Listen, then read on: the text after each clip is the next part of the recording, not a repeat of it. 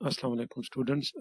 इस वीडियो में हम नेक्स्ट चैप्टर 2 दी और डेरिवेटिव्स को सॉल्व करेंगे। एक्सरसाइज सेट 2.1 के क्वेश्चन 1 से 10 तक, which is about tangent lines and rate of change. ठीक है, तो पहले क्वेश्चन में आपको कहा गया कि कंपनी फिगर विच इज़ नीचे दी हुई है on this page shows that the position versus time curve of an elevator that moves upward a distance of 60 meter and then discharges its passenger। ठीक है, ये ग्राफ दिया हुआ है टाइम का वर्सेस डिस्टेंस का, और ये 60 फीट तक पैसेंजर को छोड़ के मीटर तक फिर पैसेंजर को उतार देती है। ठीक है, तो ये उसका ग्राफ दिया हुआ है। क्वेश्चन में आपसे पूछ रहे हैं estimate the instantaneous velocity of the elevator at time t 10 seconds. तो इस टाइम फ्रेम के ऊपर जब टाइम 10 सेकेंड्स है, वो कह रहे हैं कि इसकी वेलोसिटी क्या है। तो in fact instantaneous velocity in slope of a line. ठीक है, स्लोप क्या होता है, किसी भी पॉइंट के ऊपर लाइन कितना स्टीप है, कितनी चढ़ाई है उसके अंदर, या किसी पॉइंट के ऊपर वो कर्व में कितनी उतराई है या कितनी स्टीपनेस है। ठीक है, तो उसको भी हम कहते हैं इंस्टेंटेनियस वेलोसिटी। अब देखें इसकी स्टीपनेस, अगर आप देखें ये लाइन जा रही है ऐसे, तो अगर इंस्टेंटेनियस वेलोसिटी का कहा जाए तो वो इस किसी भी पॉइंट के ऊपर ये सारी सेम होगी। 0.5 के ऊपर भी, 10 के ऊपर भी, 15 के ऊपर भी, यहाँ से लेकर यहाँ तक इसकी क्या जो टेंजेंट है या स्लोप ऑफ टेंजेंट लाइन है या स्लोप है, वो क्या होगी, सेम होगी। तो चूंकि 10 के ऊपर उनने पूछा हुआ है, तो आप कोई से भी 2 पॉइंट्स लें, ठीक है, और उसके ऊपर आप स्लोप फाइंड आउट करें, तो आपके पास पार्ट ए का आंसर आ जाएगा। उसके लिए हम क्या करते हैं, हमने एक पॉइंट लिया 5x t5, तो y 10, और t10, तो उसके लिहाज से y क्या है, 30। या आप कोई भी पॉइंट्स ले लो। ठीक है, जिस तरह हमने अगर 15 ले लेते हैं तो आगे क्या आता है, सॉरी, अगर हम 15 लें तो उसके ऊपर 50 आ रहा है। तो एक ये पॉइंट और एक ये पॉइंट, आप कोई से भी 2 पॉइंट्स ले लें, ये ले लें और ये ले लें, तो जब आप कैलकुलेट करेंगे तो आंसर वुड बी 4। और उसको हम कैलकुलेट कैसे करते हैं, स्लोप का फार्मूला है y2 minus y1 divide by x2 minus x1। तो ये वैल्यूज मैंने आपको दी दी, x1 y1 और x2 y2 की, वो सब्सिट्यूट की यहाँ पे हमने, सिंप्लीफाई किया और आंसर आपके पास आ गया। तो अगर आपके पास 10 की बजाय 5 पे पूछा जाए कि time t is equal to 5 के ऊपर क्या होगा इंस्टेंटेनियस वेलोसिटी, या 15 के ऊपर क्या होगी, तो it would be the same as 4। Next आपसे कहा गया sketch the velocity versus time curve. अब ये था टाइम और डिस्टेंस का, अब वो पूछ रहे हैं कि आप वेलोसिटी का करें टाइम के साथ, टाइम यही रहे, यहाँ पे वेलोसिटी आ जाए। ठीक है, और वो कहाँ से कहाँ तक हो, फ्रॉम 0 टू t, 0 से 20 तक ही रहे। ठीक है, और वेलोसिटी अगर आप देखें, यहाँ से लेकर यहाँ तक ग्राफ जो है वो एक्स एक्सिस के पैरेलल है। दैट मीन्स इसका स्लोप क्या है, 0, m0 है। और यहाँ से देखें फिर पैरेलल है एक्स एक्सिस के, तो यहाँ भी स्लोप 0 है। तो जब भी आपका फंक्शन का ग्राफ एक्स एक्सिस के पैरेलल हो, तो वहाँ पे स्लोप क्या होता है, 0। दैट मीन्स वेलोसिटी क्या है, 0।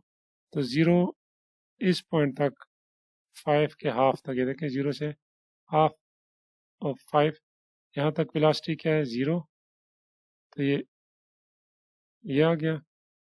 ठीक है, अब वेलोसिटी एकदम से क्या कहाँ चली गई है, उसका स्लोप क्या है 4, वेलोसिटी 4 है तो वो 4 पे चली जाती है। अब ये देखिए यहाँ से 4 से स्टार्ट होती है, ठीक है, यहाँ 0 है, डायरेक्ट यहाँ से 4 वेलोसिटी 4 पे हो जाती है। और कहाँ तक 4 पे जाती है, इस पॉइंट तक। ये कहाँ पे है 17.5 समथिंग, मीन 15 और 20 के हाफ तक ये वेलोसिटी क्या है 4 है, यहाँ से लेकर यहाँ तक 4 है, ठीक है, कांस्टेंट है। तो देखिए वो 4 के ऊपर ही जा रहा है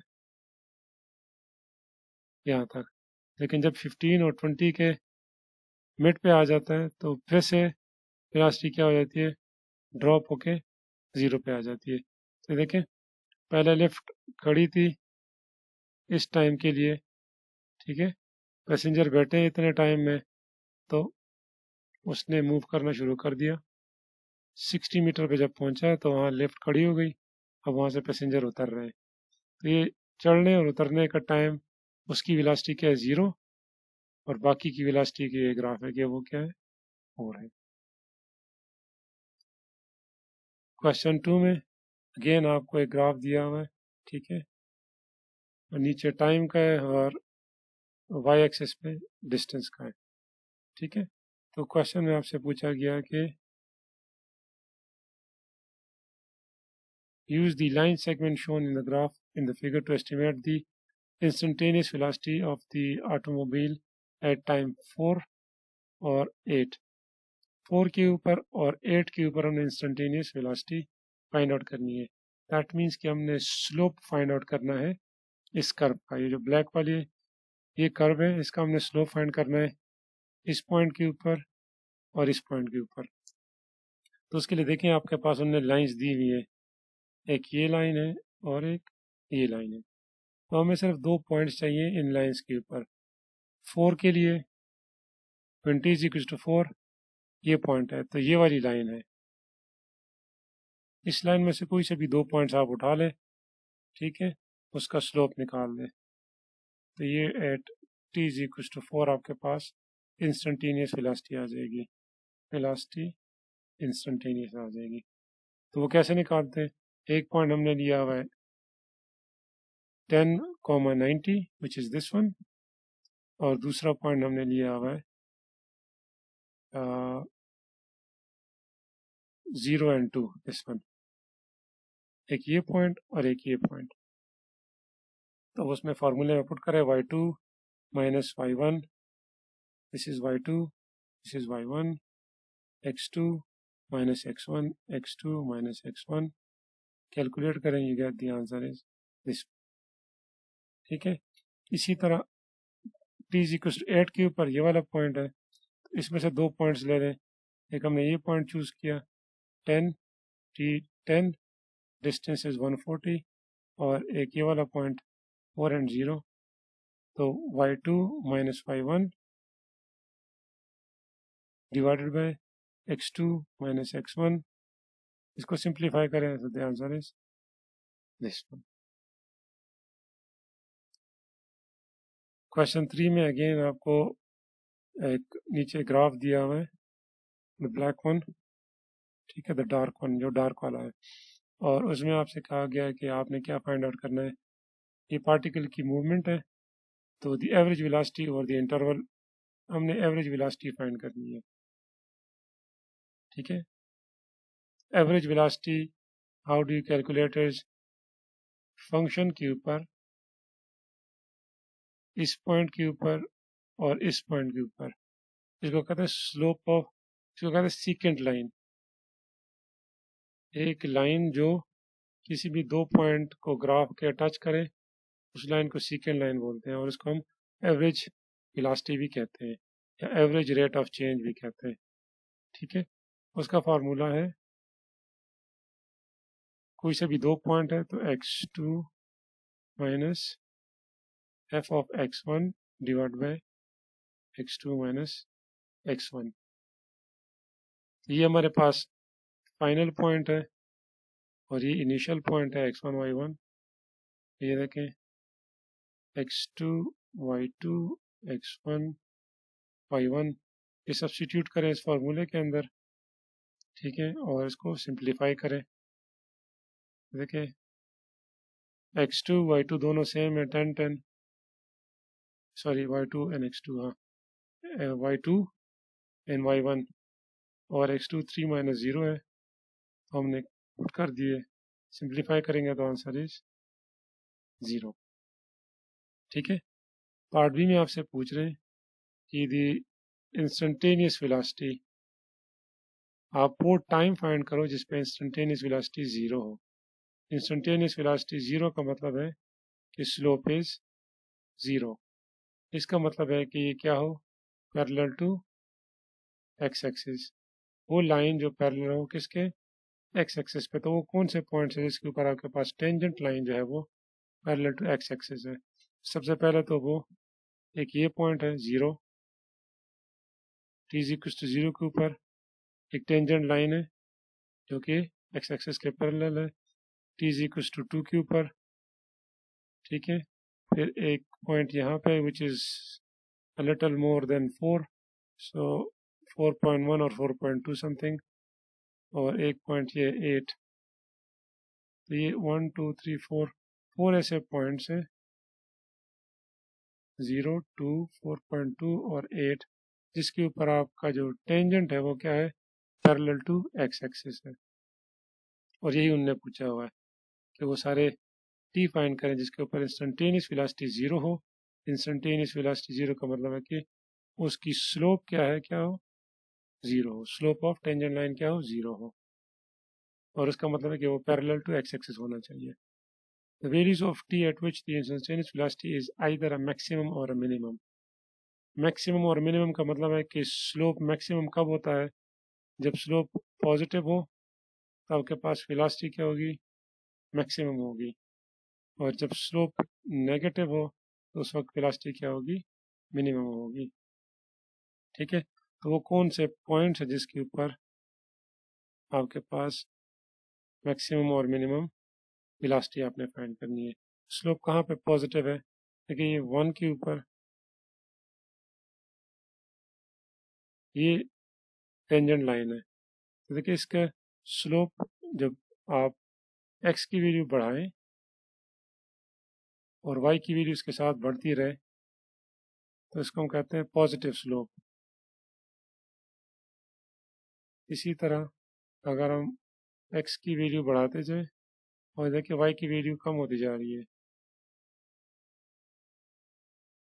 हम इसको कहते हैं कि स्लोप इज नेगेटिव। इसमें ये देखिए ये पॉजिटिव है, इसके ऊपर मैक्सिमम होगी, और यहाँ पे कौन सा पॉइंट है, 3 के ऊपर क्या है, ये स्लोप बन रहा है, तो ये क्या है, मिनिमम है। तो इसीलिए हमने यहाँ पे कहा है कि जब t1 है तो स्लोप चूंकि ग्रेटर देन 0 है, इसीलिए यहाँ पे वेलोसिटी मैक्सिमम होगी, और जब t3 है तब स्लोप लेस देन 0 है, तो वहाँ पे वेलोसिटी क्या होगी, मिनिमम होगी। और आखिर पार्ट में हमसे पूछा है कि इंस्टेंटेनियस वेलोसिटी एट 3, तो आप एक लाइन ड्रॉ करें, ठीक है, टेंजेंट लाइन, और उसमें कैसे कोई से 2 पॉइंट्स ले लें। इस तरह यहाँ पे एक ये पॉइंट लिया हुआ है,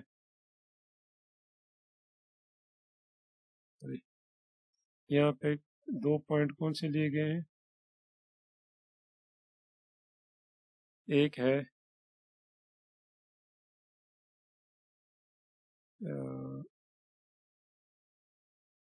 2 और 18, सॉरी 4 और 3, और दूसरा है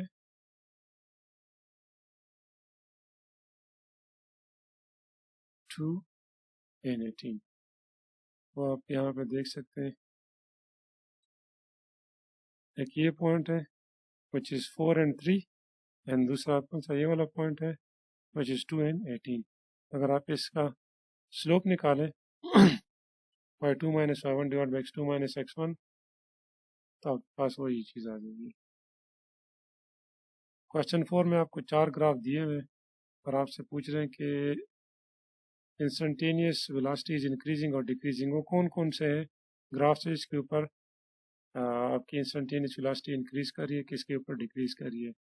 तो पहले ग्राफ में देखें, ये इंस्टेंटेनियस वेलोसिटी इस पॉइंट के ऊपर है, फिर इसके पॉइंट के ऊपर, फिर इस पॉइंट के ऊपर, देखा आहिस्ता आहिस्ता कम हो रही है। देखिए सबसे ऊंची चढ़ाई है या ये सबसे ज़्यादा स्टीप है, इससे थोड़ा सा कम है, ये और कम है, ये और कम है। देखिए ये इस तरफ जा रहा है, तो इसकी जो स्टीपनेस है वो क्या है, कम हो रही है, तो इसीलिए इसको हम कहते हैं decreasing, the slope is decreasing. ठीक है, इसी तरह बी को अगर आप देखें, इस पॉइंट के ऊपर अगर देखें तो ये है स्लोप, इसके ऊपर देखें तो ये, इसके ऊपर जब हम एक्स टी को बढ़ाते जाते हैं, देखिए ये पहले अगर ये चढ़ाई है, तो अगर हम इसको इंक्रीज करते जाएंगे तो ये देखिए इसीलिए इसको बोलते हैं कि स्लोप इज इंक्रीजिंग। इसी तरह इस वाले में अगर आप देखें, सी सी भी इंक्रीजिंग है, कैसे इंक्रीजिंग है, हम टी यहाँ से स्टार्ट अगर करें तो इसका ये वाला स्लोप है, अगर हम टी को थोड़ा सा और बढ़ा दें तो ये वाला स्लोप आ जाएगा, थोड़ा सा और बढ़ा दें तो ये आ जाएगा। हमने कहा था कि ये वाला स्लोप का मतलब है कि इसका स्लोप क्या है, लेस देन जीरो है,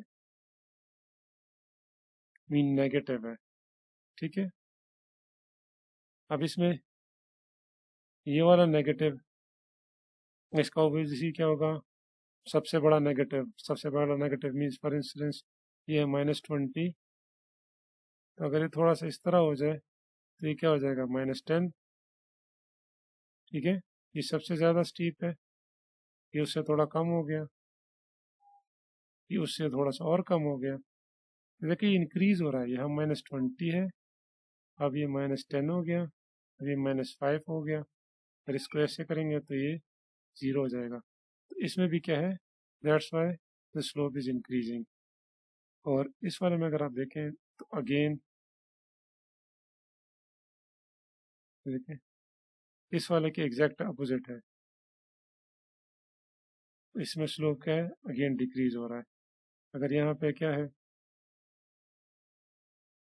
यहाँ पे अगर -5 है तो ये -10 हो जाएगा, ये थोड़ा सा और ज़्यादा हो जाएगा -20, और ये -30। देखिए ये डिक्रीज हो रहा है, -5 is greater than -10, -30 is less than smaller than -20, -20 smaller than -10 and so on.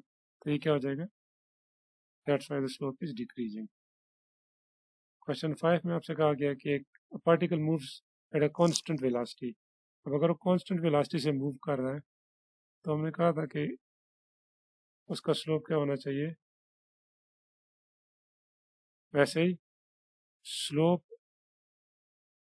Is equal to 0। ठीक है, अब कहा कि कांस्टेंट वेलोसिटी से मूव कर रहा है तो उसके पोजीशन वर्सेस टाइम, अब पोजीशन वर्सेस टाइम का ग्राफ कैसे बनेगा, ये तो टेंजेंट की बात हो रही थी ना। अब पोजीशन टाइम वर्सेस जो उसका डिस्टेंस है या पोजीशन है, उसका ग्राफ कैसे बनेगा, वो एक स्ट्रेट लाइन बनेगी। ठीक है, कहीं से भी स्टार्ट हो जाए but that would be a straight line. अब वो स्ट्रेट लाइन कैसे होगी, हमने हम पहले एक एग्जांपल क्वेश्चन किया था, ये देखिए ये वाली, अब ये एक स्ट्रेट लाइन है जिसका अगर आप ग्राफ देखें उसका स्लोप क्या है, 4 है, जिस कांस्टेंट।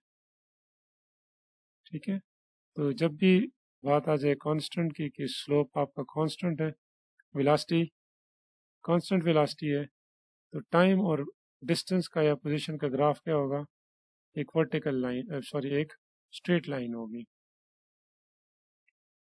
ठीक है, क्योंकि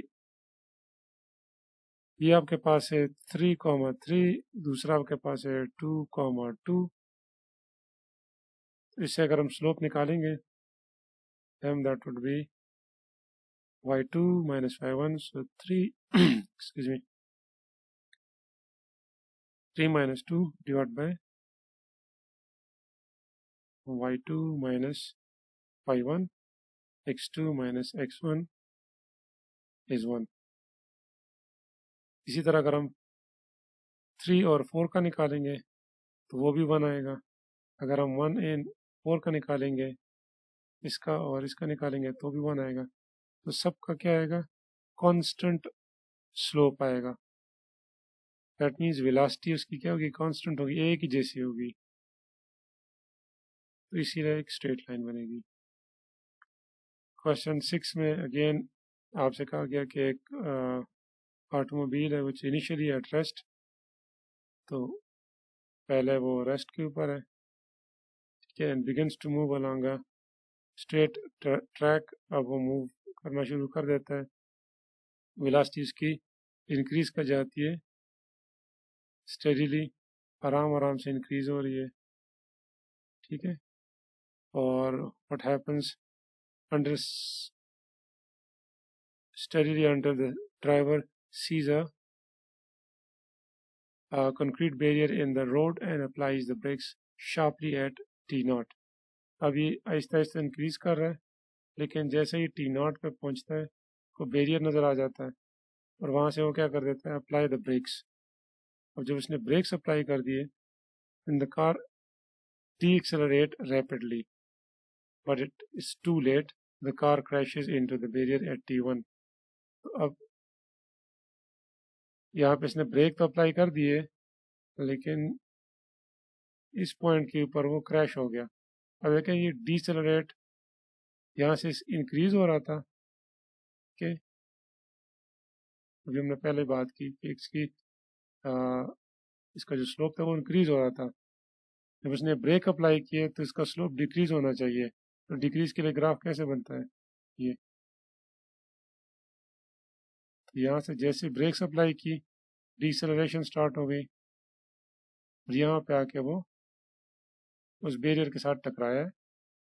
टकराने के बाद ऑब्वियसली स्टॉप हो गया, तो स्टॉप हो गया तो फिर से उसकी जो वेलोसिटी है वो ज़ीरो हो गई। दैट मीन्स उसका स्लोप क्या हो गया? ज़ीरो। तो वही चीज़ उसने यहाँ पे डिफाइन की हुई है कि स्टेडली स्टार्ट हो गया, T1 पे पहुंचा है तो उसने ब्रेक अप्लाई कर दी, फिर देखिए थोड़ा सा उसका ग्राफ जो है वो चेंज हो गया, क्योंकि डिसेलरेशन स्टार्ट हो गई। दैट मीन्स के स्लोप नेगेटिव होना है। यहाँ पे m क्या है? लेस देन ज़ीरो है, यहाँ पे m ग्रेटर देन ज़ीरो है, और यहाँ पे m क्या है? ज़ीरो है। 7 to 10 में आपने स्केच करना है कर्व और एक लाइन जो नीचे दी हुई कंडीशंस को सेटिस्फाई करे। तो लाइन क्या है? L is tangent to the curve. आपने ऐसी कर्व ड्रॉ करनी है, ठीक है, जिसके L क्या हो? एक टेंजेंट हो और ये इंटरसेक्ट करता हो कर्व को दो पॉइंट्स के ऊपर। तो देखिए अगर हम इस वाली कर्व की बात करें तो इस पॉइंट के ऊपर ये जो लाइन L है ये टेंजेंट है कर्व को, ठीक है। इस पॉइंट के ऊपर टेंजेंट भी है, और ये लाइन अगर हम इसको एक्सटेंड कर दें तो इस पॉइंट के ऊपर टच भी कर रही है। तो दोनों कंडीशन सेटिस्फाई हो गई। ये टेंजेंट भी है लाइन, ये जो L है हमारे पास, ये टेंजेंट भी है किसी एक पॉइंट के ऊपर, निकालनी है कि कितने पॉइंट्स पे। तो एक पॉइंट के ऊपर टेंजेंट भी है, ठीक है, और इंटरसेक्ट भी करिए दो पॉइंट्स के ऊपर। एक ग्राफ आपका डिफरेंट हो सकता है, किसी का ऐसे भी हो सकता है, ठीक है। तो एक ये पॉइंट होगा और एक ये पॉइंट होगा। सेकंड में कहते हैं कि लाइन ऐसे हो जो इंटरसेक्ट करे द कर्व को सिर्फ एक ही पॉइंट के ऊपर। तो बहुत सारे कर्व्स हो सकते हैं, बहुत सारे कर्व्स हो सकते हैं, और ये वो लाइन है जो इस कर्व को एक पॉइंट के ऊपर टच करिए। But L is not the tangent, वो इसका टेंजेंट नहीं होना चाहिए। तो एक अगर हम ये वाली कर्व लें और ये लाइन ड्रॉ करें जो सिर्फ इस पॉइंट पे टच करिए, बट ये क्या है? फिर ये लाइन टेंजेंट है। तो वो कह रहा है कि ये टेंजेंट ना हो, तो इसीलिए अगर आपने ये वाला ग्राफ यूज़ करना है तो फिर L ये इस तरह का होना चाहिए, जिसमें ये एक पॉइंट के ऊपर टच कर रहा है ग्राफ को, लेकिन ये टेंजेंट नहीं है। अब कहते हैं कि L जो है वो टेंजेंट हो, लेकिन टू डिफरेंट पॉइंट्स के ऊपर टेंजेंट हो। तो एक ग्राफ है ये लाइन हमने खींची ऐसी, ये 2 पॉइंट्स को टच करे ग्राफ के और इन दोनों के ऊपर ही टेंजेंट हो। आप ऐसे भी कर सकते हैं 2 पॉइंट्स के ऊपर। और क्वेश्चन 10 में कहा गया कि tangent to the curve at 2 different points and intersects the curve at the third point, कि 2 पॉइंट्स के ऊपर तो टेंजेंट हो लेकिन थर्ड पे वैसे इंटरसेक्ट करे। तो ये देखिए ये ग्राफ है और ये आपका लाइन है, तो इस पॉइंट के ऊपर टेंजेंट है और इस पॉइंट के ऊपर टेंजेंट है, लेकिन इस पर टेंजेंट नहीं है, इसको वैसे इंटरसेक्ट कर रहा है। तो यही उन्होंने पूछा था कि आपने आपकी जो लाइन है वो 2 पॉइंट्स के ऊपर टेंजेंट हो और तीसरी पॉइंट पे क्या करे, वैसे इंटरसेक्ट करे। Thank you.